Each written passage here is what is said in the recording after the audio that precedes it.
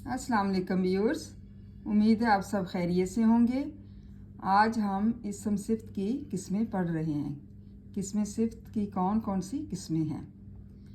पिछली वीडियो में हमने सिफ्त नफ्सी पढ़ा था, अब सिफ्त बास पढ़ रहे हैं। सिफ्त बास से क्या मुराद है? वो इसम सिफ्त है जिससे किसी एक को दूसरे से बढ़ाया जाए।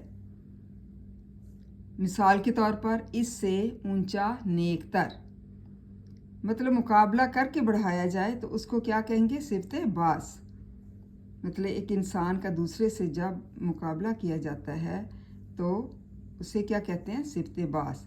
एक तालिब इल्म अपनी क्लास में पढ़ाई में आगे निकल गया और कभी पढ़ाई में पीछे रह गया, और कभी खेल कूद में आगे और कभी पीछे रह जाता है, ये सिफ्त बास है।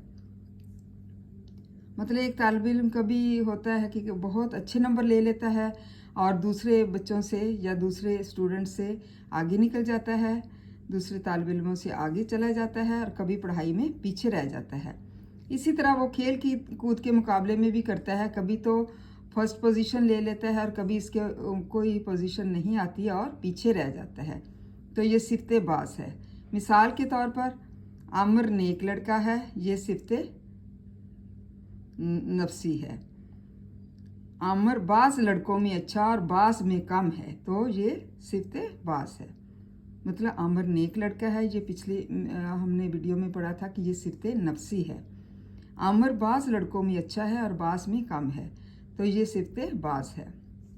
मतलब इसमें एक दूसरे से मुकाबला करके बढ़ाया जाता है कि बास में तो ये अच्छा है और बास में ये कम है, तो ये सिफ्त बास है। मिसाल के तौर पर ऊंचा नेक तर।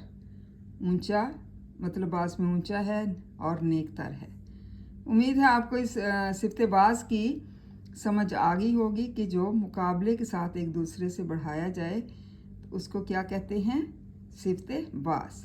Thank you so much and जज़ाकल्लाह खैर।